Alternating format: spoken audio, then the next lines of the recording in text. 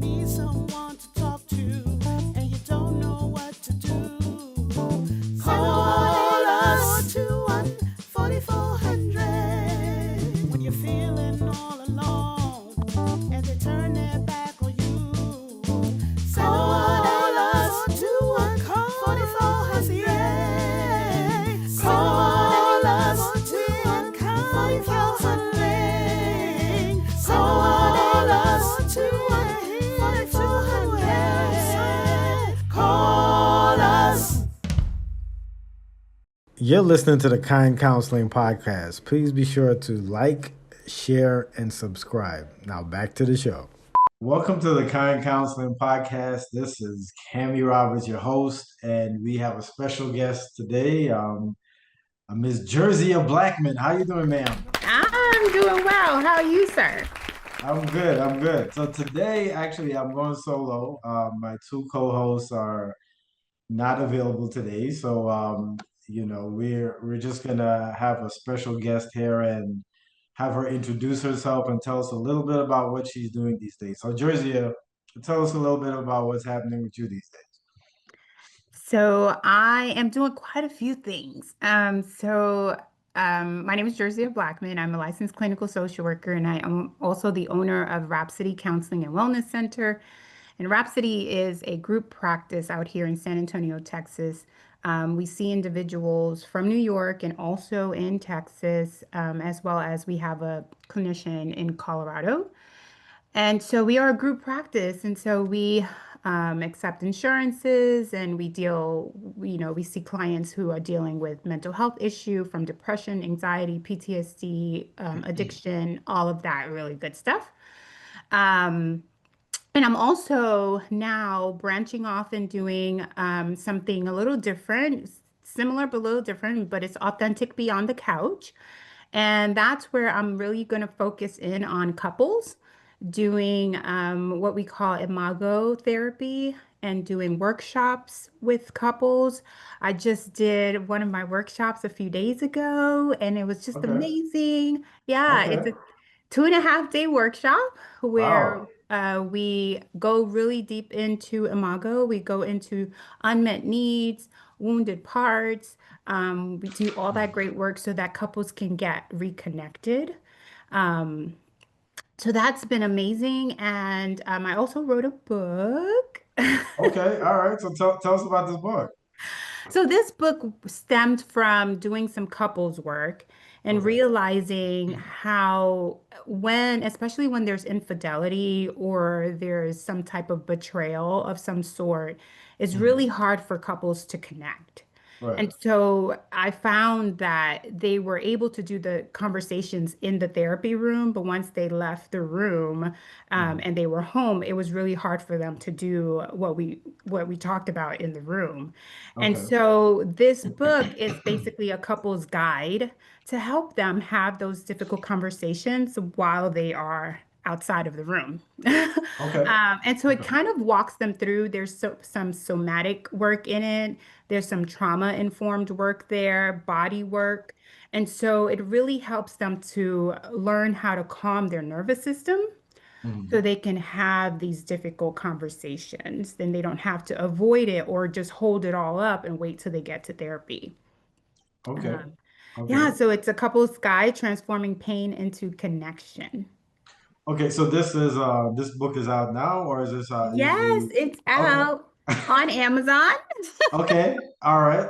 So we'll be sure to leave the description when we put out the recording. So Yeah. okay, all right. So you've done a lot of couples work, right?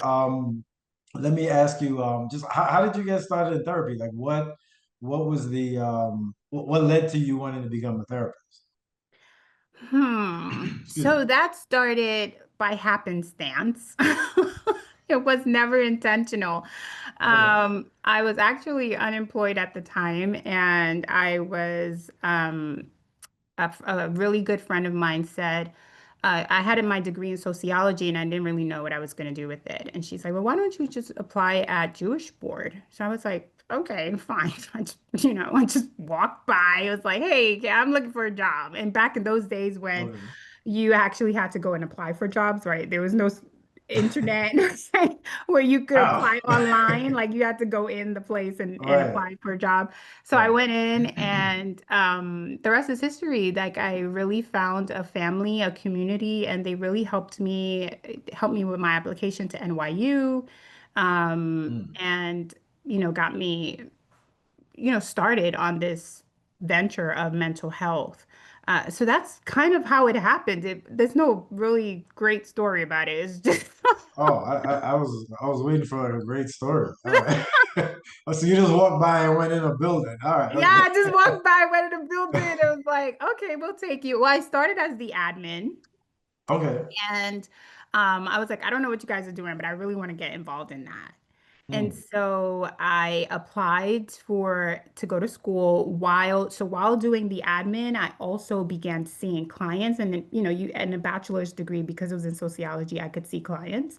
So Okay. I started seeing clients and I was like, I love this thing. And Mm. I just kept moving and going on with that. And so I got my master's in social work. Okay, so you said you hadn't really heard about therapy before, right? So what you said the interesting part was what, just talking with people, or like what was the fascinating thing for So this was the fascinating thing. I was always struggling with God, and I think it was God kind of, putting me in this path. When I was younger, I remember there was a young man in one of my churches, and he was struggling. Now I know with mental health. At the time, I didn't know what it was. you? And he would like defecate on himself. He would run away all the time. He really struggled with depression. He had auditory hallucinations. He was self-harm. He was really struggling. Okay. And I would always question God because I'm like, okay, we're praying, we're fasting, we're Mm. doing all this stuff. And Right. and the the understanding was it's a demon. And I'm Mm. like, it has to be more than a demon because I'm like, if it's a demon and y'all done prayed, why is this Right. demon not cast out? Right? Okay, that's a fair Right? question. All right. Exactly. So, All and right. that's my little 16-year-old mind. Like, okay, well, we Mm. prayed him fast. You guys had him all in morning glory, All right. done dumped all the oil on him. Okay. And when we were done, he was still stealing our stuff, right? Like, I don't Oh wow. get it. Okay. All right. So it was me questioning God like that. Mm. And I remember sitting down and having a conversation with him one time, and he was just explaining to me the auditory hallucinations. And he was Mm. saying how he struggles because there's a part of him that knows that he shouldn't do certain things, but he described it like there's an angel and a devil in his ear, where like there's an angel talking to him, and then he can also hear auditory, like literally hear the voices telling him to Mm. do other things.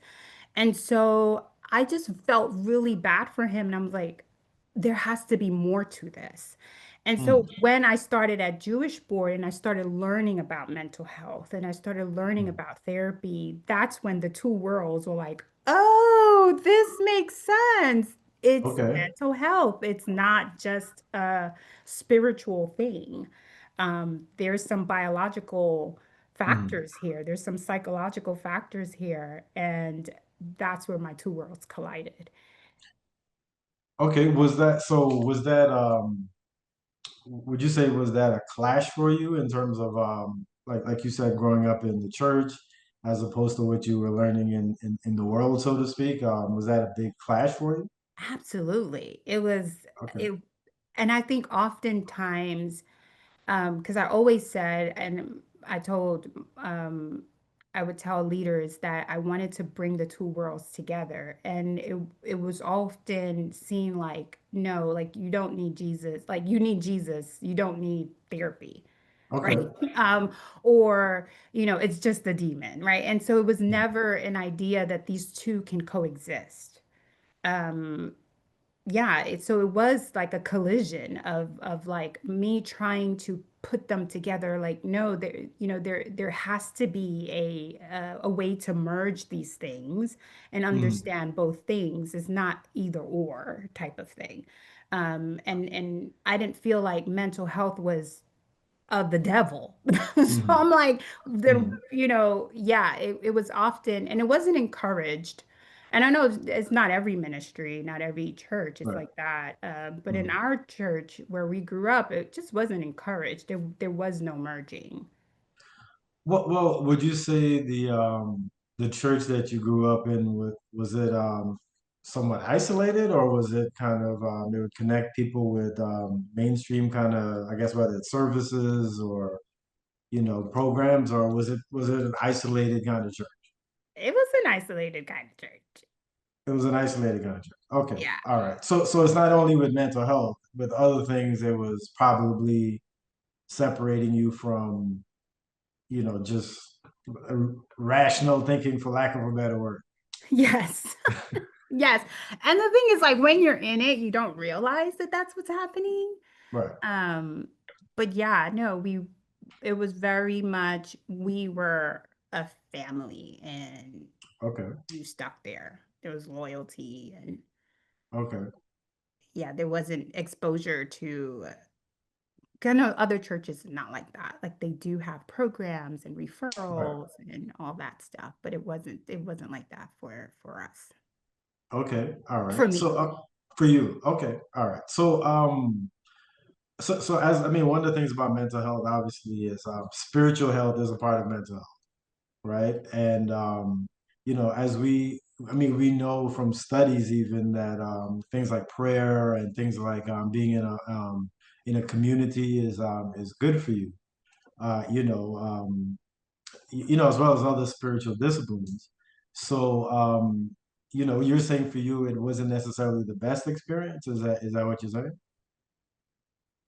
Well, I wouldn't say not the best experience. It wasn't the diverse experience. It was very Okay. narrow and very one way experience. Okay. And everything Okay. else was bad, wrong, the devil. Okay. Bad, wrong, the devil. Yeah, Okay. don't go there. Okay. Just All don't do right. it. Why? Just Okay. don't.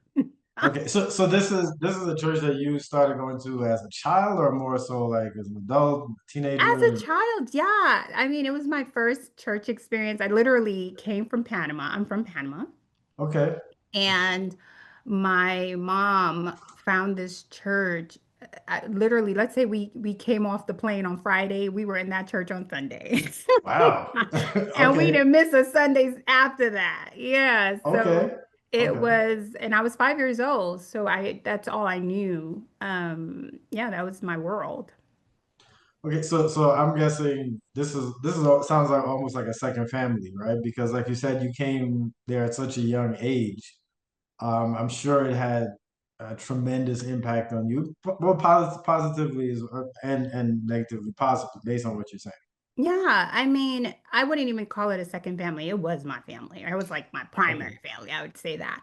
But okay, yeah, I feel like, like you learn now, and as an adult, you learn like you get all these messaging, right? You get hmm, social messaging, you get psychological messaging. Even in Imago, that's what we learn. It's like you get all these messaging as you grow up, especially those formative years, right? Time of attachment and all that. And so, um, yeah, that was the message that I got growing up consistently, right, throughout. And that was the community that I knew, and that was the messaging that I was receiving. So, yeah.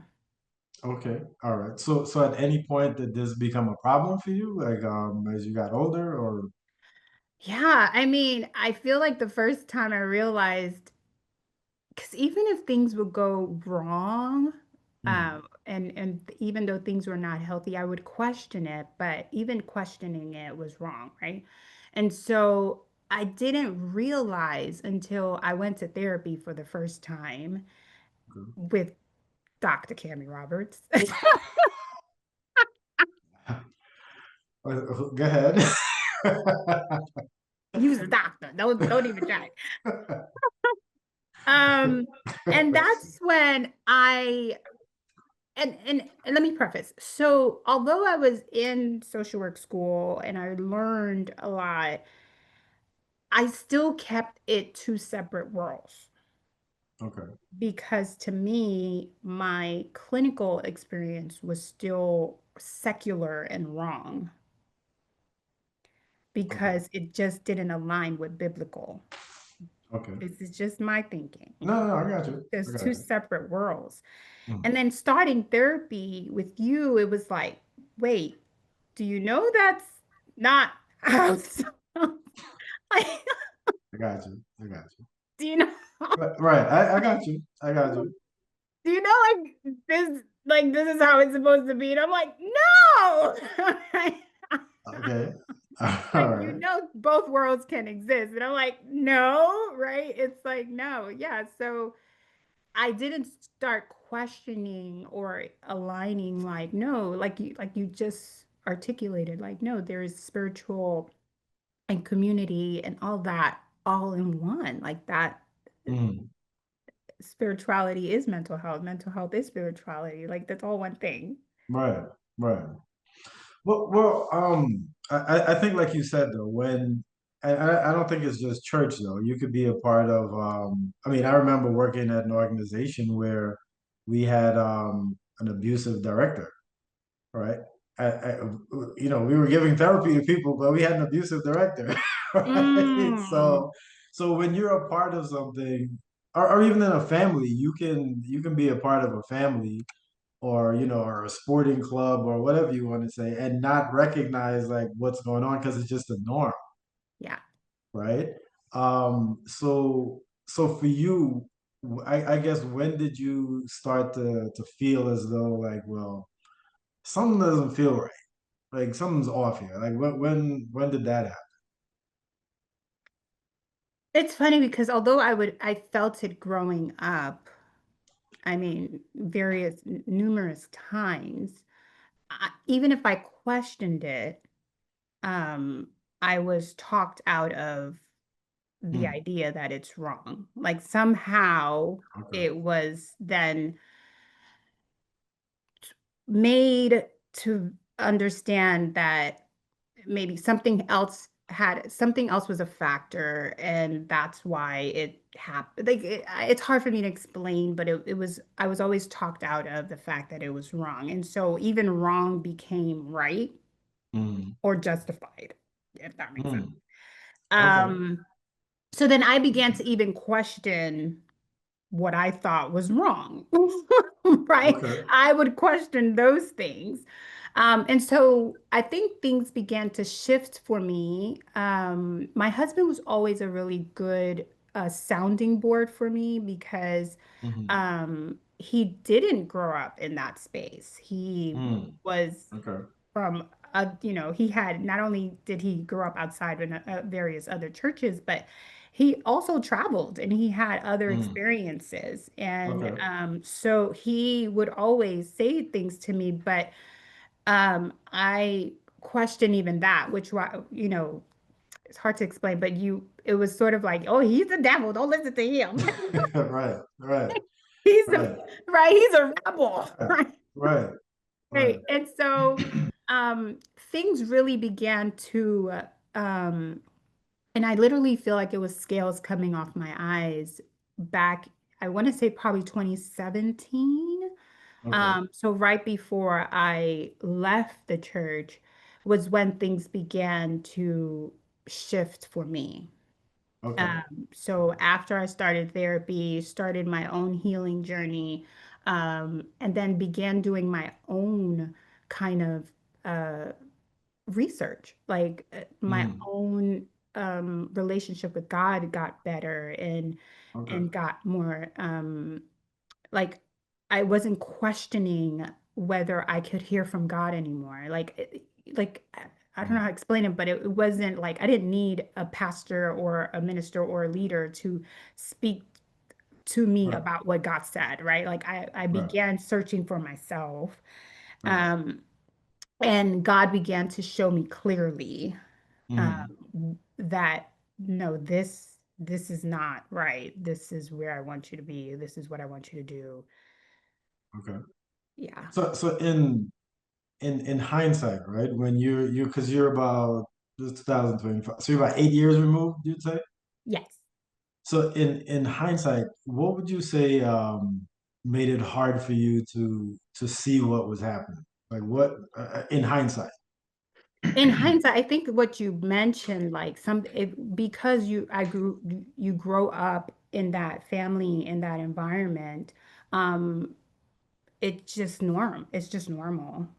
You Right, know, it's sort of like you said, like in families, if this is how if your mom cuts the ham this way, right? right. You That's just how you cut the cut the ham arm. that way Right, because that's how we cut ham, right? And right, no one right, questions it. You know, I know if you know that saying, like whatever uh, meat that the great grandmother was cutting a certain way, right? right, And then the mother would do it, and then the child was like, "Well, why do we do that?" And she went back and asked the grandma, "Well, why do we do that?" She's like, "Well, my stove was too small, right? Or my oven right, was too small, or the right, pot was too small, right?" But right. we just keep doing it because it's just a norm, right? Hmm. And so, yeah, it was just, I think because it was just norm, it just didn't feel like it was, no, not that it didn't feel like it was wrong, but it just didn't question it. You just went along with it. And Mm. so my having my husband from the outside, going to therapy and like Okay. experiencing hurt myself, Hmm. um, that's when I was like, okay, Right. yeah, this Okay. is not right. So I guess you started to see a pattern of behavior at the church or like with leaders or or did you have your own experience that led to you kind of distancing yourself? It was all of that. It was Pattern, all right. Okay. yeah, with leaders and for myself. Yeah, and I feel like you know what they talk about with women with domestic violence is like Right. they don't leave necessarily once because it's happening to themselves, but then Right. when you mess with their kids, right? Right. It's like Right. that's when they Right. out the door, right? Right. Exactly. So it was something like that. Like it wasn't, although some things happened to me, I didn't really see it as wrong. And Mm. I like it didn't resonate for me as wrong. Although my therapist would be like, "That's not right." Do you know that's not right, right? Right. And I'm Right. like, "Is it? I don't know," right? Um, and then to see it, I could clearly identify it with things were happening to other people, if that Mm. makes sense. I could say Okay. that's wrong, Right. right? And I'll Mm. stand on 10 toes, like, Right. no, that's wrong, right? Right. And that was clear to me. And when there was patterns there, was Mm. that was like, no, I'm out, right? Because, and I was upset with God too, Mm. because, and I said this to you in therapy, I never questioned my relationship with God Okay. after having spiritual and religious hurt, right? I never questioned, I never wavered. I understood that that's humans being humans and hurting and doing, Mm. behaving in certain ways, but I never questioned, wavered on my relationship with God. However, that wasn't the case for other people. Right. Right. And that was my frustration with God because I was like, well, this is affecting people with their relationship with you. Like they're Right. just it's not only are they not going to church, but they're turning away from God. Right. Right. And I'm like, I have a problem with that. Right. You're listening to the Kind Counseling Podcast. Please be sure to like, share, and subscribe. Now back to the show. Right.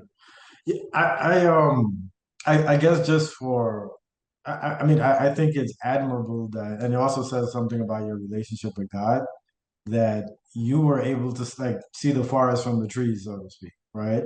Because most people tend to walk away or run away from church or Christianity or any religious organization when they've been hurt, especially if it's somebody in a leadership position, Yeah. right? Because we tend to equate God with the leader, Yeah.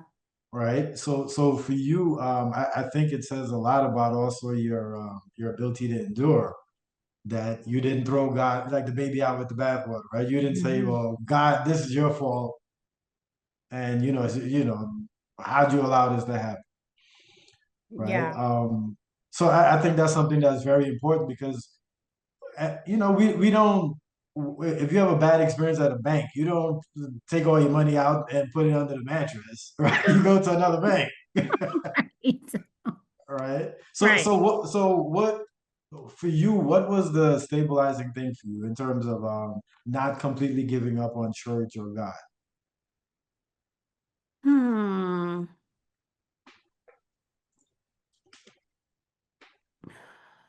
That's a good question. I don't know. Like I was able to mentally just separate the two like the entire time. I Mm, just knew that this wasn't God doing something to me okay, or um allowing things to happen to me. I don't know. Like I honestly don't know the answer to that. okay, Like it was never combined in my mind. okay, okay, And it didn't mean that I wasn't frustrated with God or I wasn't angry at God or I wasn't questioning God or and it wasn't even like when we left to San Antonio now, like I was ready to jump into a church okay, or like it didn't mean that at all. Like okay. um we visited several churches and even now I'm Mm, not like 100% like I'm not in like how I was in church before. I'm mm, in church and I right. go to church, but I'm very clear on my boundaries. I'm not, Mm, overly in ministry. Like, okay, okay. I'm like and I'm in a non-denominational church. Like I'm very Hmm. clear on that, and but it's so I'm more with my relationship with God rather than connection with the church if Okay, that makes sense. So I still have a separation. Um, right. but I never wavered with my relationship with God. So So sorry. So let me throw an analogy at you, right? yeah. Okay. So it's kind of like let's say a man and a woman. A woman is in a relationship with a man, and she gets cheated on, or she gets hurt really badly. Hmm. She breaks up with that person. She gets into another relationship, but she doesn't fully give her heart to the other person, right? Yeah. It's kind of like, yeah, he's cool and we have a great time, but I'm not passionately in love with him. I'm not giving him my everything. Would you say that's similar to you, or would you say it's kind of or something different? I would still say it's different. And why? Because I would associate, and that's it with that example, I would associate relationship with God. Mm, So okay, meaning God is the idea of relationship. So yeah, I'm still with God was always the idea that I would still try a relationship. So I'll still trust God, relationship. I'm okay, just being careful while in the relationship with you with that people. you're because you can change my idea about relationship, but you're not going to change my idea that I want to be married. Got you. Okay, all right. So you're saying you just kind of you're more objective with people Yes. as opposed to God, or Yes. you're more discerning, so to speak. Yes. Yes. Okay, Discerning with people, discerning with if you're like the idea that I can walk away, I okay. listen to myself, listen to my Hmm. Hmm. boundaries, being able to Okay. say, well, that doesn't feel good. I Hmm. can't make it, like Hmm. because of the idea like it felt growing up like a brainwashing, like you didn't have any Hmm. choices. You had to, there was a loyalty, like that type of stuff. So Hmm. I'm able to now use discernment, use my boundaries, use my body, my like listen to my body and say, well, that Right. doesn't feel right. Mhm. But I'm still married. Right. I Yeah. have a question. So Yes, sir. what was the reaction that you got from the people at the church? Because you said you were there since you were 5 years old. So what was the reaction that when people found out that you were leaving? Like, what was the reaction? Um, isolation, Mm. um, Wow. stop talking to you. Uh, my name was being maligned. Wow. I was called a demon, a devil. Wow. Um, my husband was called a demon and a devil. Okay. Okay. My character was being questioned. Um, yeah, people stopped talking to me. It was a very isolating, Mm. um, yeah. So what was that like for you, considering, like you said, this was your family? It was probably one of, I would say one of, right, the worst seasons of my life. Wow. Yeah, Okay. I remember my best friend, we would talk all the time. And I remember her like, girl, you need to get past this. Like, you need Okay. to stop crying. She's like, stop crying. If you call me one more time crying. Okay. All right. I think I cried every single day for several months. Really? Um, it was horrible. Mm. I yeah, it was just horrible. It was definitely withdrawal. It was felt like I wasn't gonna ever find a community. Right. Um, I know I was depressed. My kids saw me in that state. They saw me crying all the time. It was dark. It felt really dark, gloomy. Yeah, it was hard. Well, you don't seem depressed now. So what what what helped to get you past that? So my therapist, this crazy therapist, Mm. Yeah, yeah, you're another therapist, he, no, right? you. Okay. Okay. He, um, he suggested that I do a group therapy. Mm. And it was a trauma informed group. And I was like, why are you sending me to trauma informed group? I ain't got no trauma. He's like, girl, you ain't got no, girl, all you got is trauma. Oh my God. Gee. I was like, trauma? I ain't got no trauma. Well, I went to this group and it was so informative. Like I remember clearly the lessons that she taught and how she taught about the amygdala and the prefrontal cortex. And she talked about the body and how the body keeps score. And um, it was just enlightening to hear what I was experiencing from a science place. Like that Mm. resonated with me. Okay. Um, and so that was part of the transition. And then I began to listen to uh, Anita Phillips. Um, Okay. and I began to listen to her. And then I also would listen to Pastor Matthew something. I forget his last name, but he talks a lot about um, cult, like churches as a Mm. cult, Okay. and like how it is to break free from that.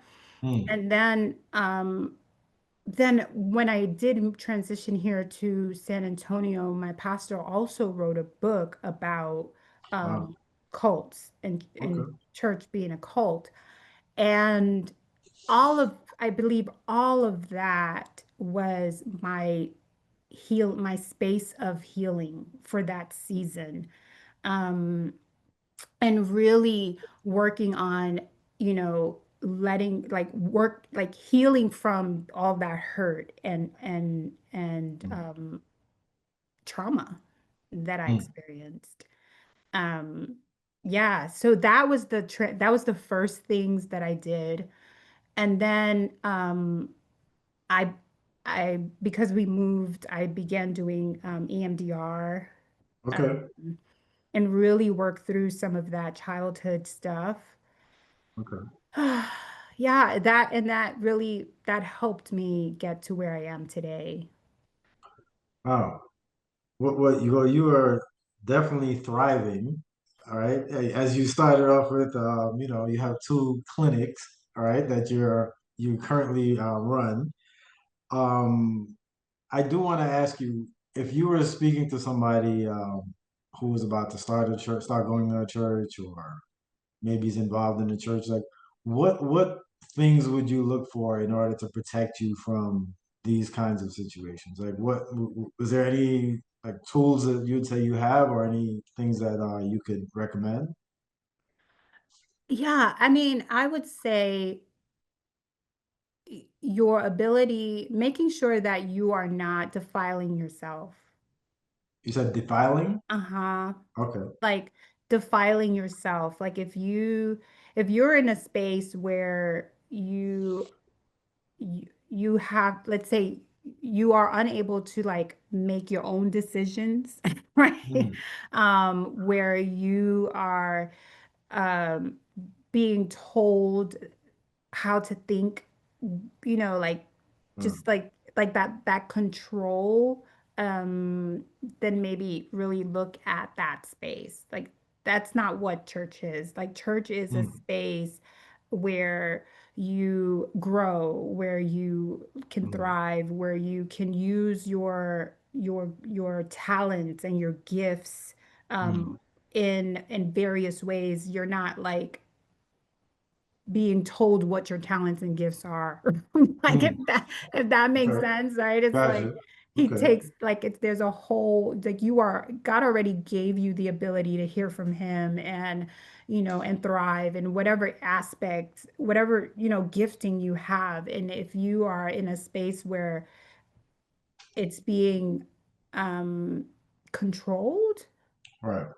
or manipulated, Right. um for their service or for th- Mm, it was like their benefits right. and it, it- that's probably not good.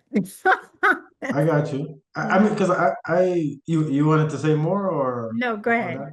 Yeah, I had because I remember I had friend who like she was at a church and she would I would say, oh, you should come visit my church, blah blah, and she's like, I have to get permission from the pastor, and I was like, huh? I was I mean, I don't know if this is like a thing in certain denominations. I haven't gone to every church, but it just felt weird to me that a pastor is giving you has to give you permission to go to another church, right? And to I didn't hear both sides of the story. Maybe there was a legitimate reason. I don't know, right? But things like that kind of make me a little squirmy and a little, like, what's going on here? I'm just visiting another church. You know what I mean? So I don't know. Was that something like things like that were they in place in that church? Yeah, yes, absolutely. And even if it wasn't said directly, in some cases it was said directly, but it was very much implied. Really? Yes, so even if someone else did it, you knew, everyone knew that someone else did it, and it was talked about like like as if it was something wrong, bad. Okay. So the idea is that if you go to another church that meaning what you could get corrupted or you could what like that means you're not faithful, like, well, what does that mean exactly when you go to another church? I th It could so it was there were so many reasons why, but Okay. um yes, there's like a loyalty, I guess, that like this is your church, and like you don't give your time, or you're definitely not your tithes and offering, and Not the like you tithes and don't offering. Right. not the tithes and offering. Right. Definitely not the tithes and offering. No, and like you have a responsibility in your home church, and so there's just like we would have to hide to go to Really? Okay. Okay. even like to go to other, like let's say we were going to like a TD Jakes, like a Right. leadership conference or something like that, like it. And even if it wasn't directly said like you can't go, it was it was implied. Like it Okay. there was, at least when we got older, like when you were younger, you knew you just couldn't. And then when you Mhm. got older, it was more of like, um, you couldn't. Like, I Right. don't, but Right. it was not directly stated, you know. Mhm. Yeah, so it's kind of listen. I've heard that in different churches where it's kind of like if you say, "Well, I'm just taking a break, like maybe for like a month, like I'm gonna step back from ministry. Just I just need to get my I haven't been seeing my kids that much, or busy, burnt out or whatever it might be." And it's like that the feeling is almost as though like you're leaving God if you do that, right? Yes. You Right, leaving the umbrella, you're not right, covered. Like, right, yes. right, Yeah, right, like that was just unheard of. Like you are burnt out. No, that's not of right, God. right. So when you say these things out loud now, how do they sound? It sounds so crazy, right? Okay. Tammy Okay. always asks no rhetorical questions. You know what it sounds like. Well, I don't want to say it. I mean, I'm I just let you say it. saying. It sounds absolutely crazy. And my husband will always say that. Like, that don't even make sense. But yeah, it sounds crazy, but it's true. Like, Right. and you had mentioned something to me, and just learning it, clinically, personally, I didn't have male role models in my life. And so, I didn't have strong male role models. My mom, my biological father was not in my life. My stepfather was in my life, but for a great period of time. And now I can say this. I asked my mom for permission, but he was a street pharmacist. That's a Street pharmacist. All street right. pharmacist. Got you. All right. And so he went away for, I want to say a great like 10 to 12 years. Okay. And those were really pivotal years. I believe I was probably 9 until I was like 19 or Hmm. 20. Okay. And so I didn't have healthy male figures in my life to to really guide, right? So you don't know, Right. you just don't know what you don't know. Right. Right. Right. I think that's good that you can make that connection in the sense of we don't realize like how much our family of origin really impacts how we just see the world in general, right? Until something crazy happens, for lack of a better word, right? Then Hmm. it's kind of like, well, how did I even get myself into this? Like, it's like, where did all this come from? Right. So I think it's important that you can make those connections. So even like going forward, and this doesn't have to be church. I mean, any No. relationship, you can make that same decision. Yes.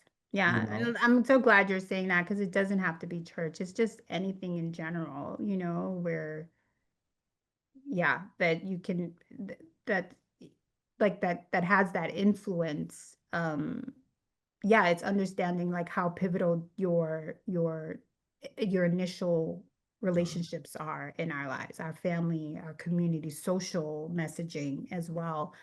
mm, It's so informed, like it shapes and informs your current situation all the right, time. It's always there. It's always forever. Like our memories never, our mind never forgets, right? And so it's right, always, that information is always there. And so it really shapes how you see the world. yeah, And if you don't leave from that space, sort of some people like from San Antonio, like if they've only been in that space of San Antonio, right. if they recommend a restaurant, I'm not going.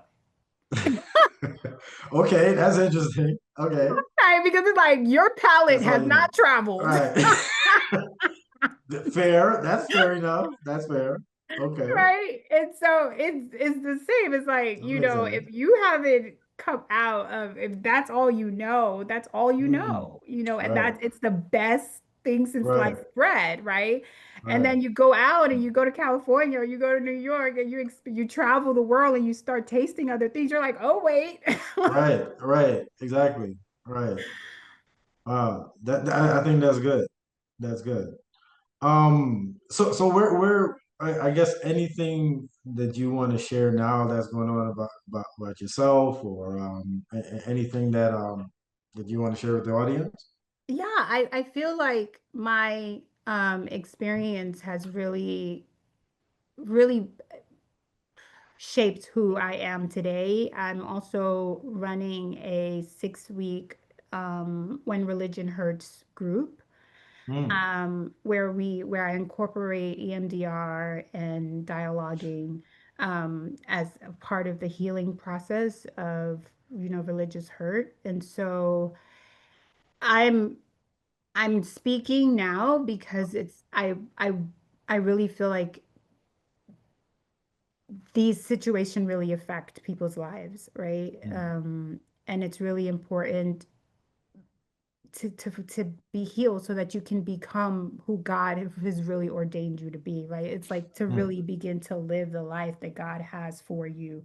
For I know Right, the plans I have for you and they're good, right? And right, so it's like we can't really move, or if we're stuck in hurt, we're stuck in pain, we're stuck in abandonment, we're stuck in wounds. right. We can't thrive the way God has us to thrive and the Mm, way He has ordained for us to thrive. And so um, I would encourage everybody, whoever's listening and who haven't, who, if you've experienced hurt in any way, whether it be mm, spiritual, relationships, familial hurt, right, mm, that you open your heart to the idea that um, there's healing, right? There's space for you to heal from that. mm, Um, if it's work, mm. Right, right. right? It's Sure have. work. And healing doesn't mean that, you have to, go back into that relationship, or you got to go back to that church, or you got to go back to that community, or you go, talk to that person, or that, you have to make up, or whatever that looks like. But healing is for you, right? Sure. Healing is for you to really let it go and thrive, Mm, and begin to become alive. right, right. Yeah, I think it's very good that you're doing this kind of work with other people, because it says to me that it's not in vain. Like, in terms of everything that's happened to you, like we know in Romans 8, right, where it talks about, all things work together for good, right? Hmm. So I think that it's great that you can use a painful situation to help other people, to help free them, so to speak, from the situations that they're in. So I definitely commend you for that. It's really important that we just don't take our experiences and hide them, but rather, help other people who have similar experiences. Yeah, yeah. And it was, thank you.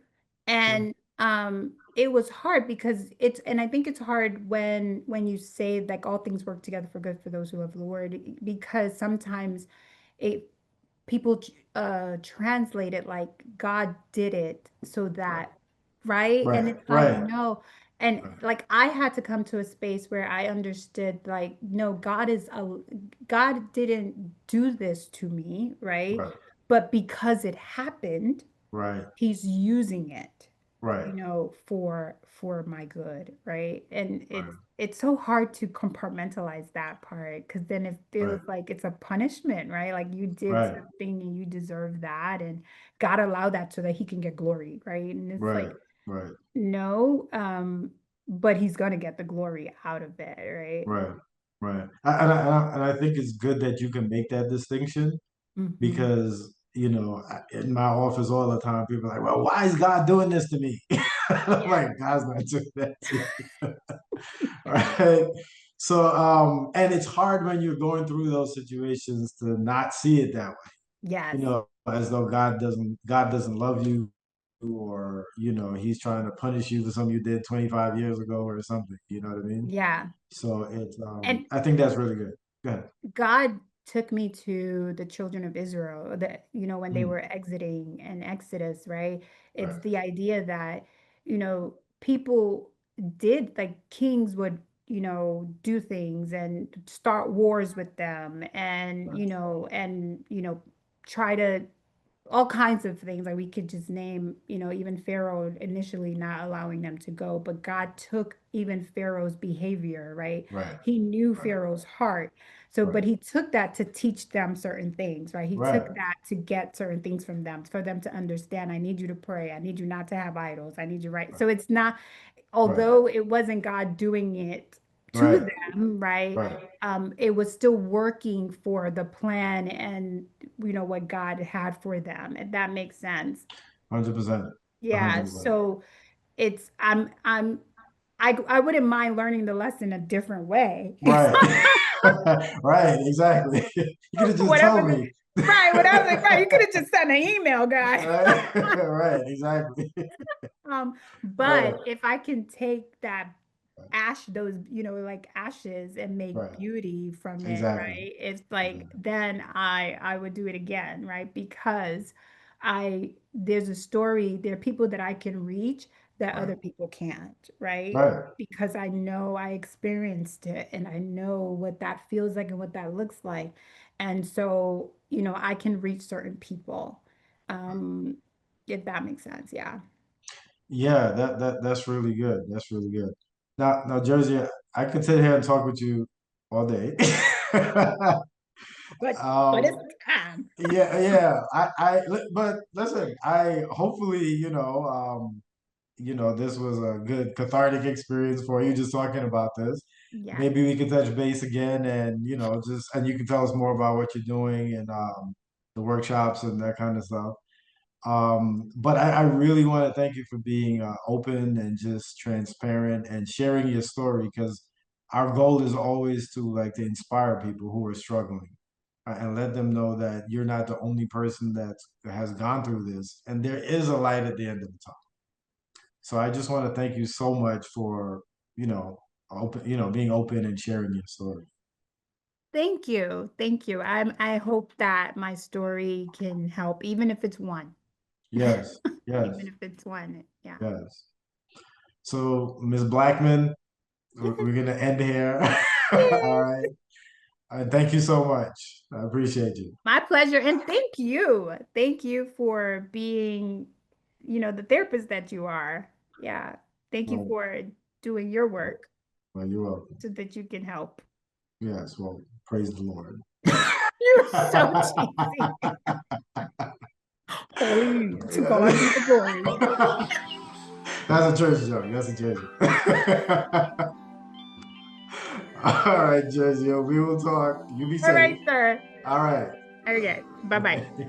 If I ever took a loss, I learned a lesson.